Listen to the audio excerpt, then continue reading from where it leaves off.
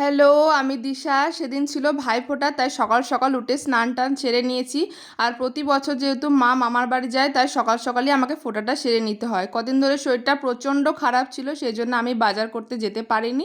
সমস্ত মিষ্টি গুছিয়ে মা নিয়ে এসছে, এবারে 5 রকম করে মিষ্টি দিয়েছিলাম।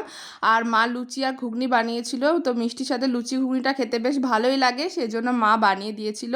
তারপর আমি এখানে থালায় সমস্ত কিছু গুছিয়ে আগে রেডি করে নিচ্ছিলাম, কারণ ওরা তাড়াতাড়ি চলে আসবে।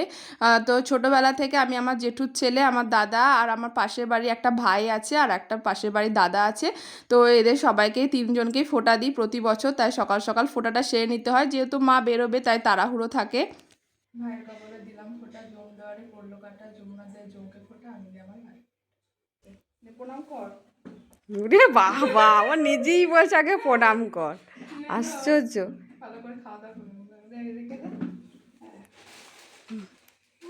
Thank you.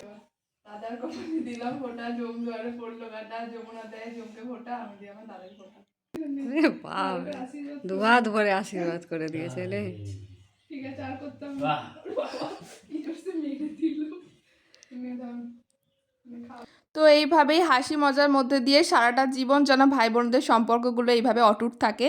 তো তারপর মা তো মামার বাড়ি চলে গেল, আমি একটু খাওয়া দাওয়া করে নিলাম, প্রচণ্ড খিদে পেয়েছিল। তো আজকের ভিডিওটা কেমন লাগলো জানিও, ভালো লাগলে একটা লাইক করে দিও। দেখা হচ্ছে নেক্সট ভিডিওয়।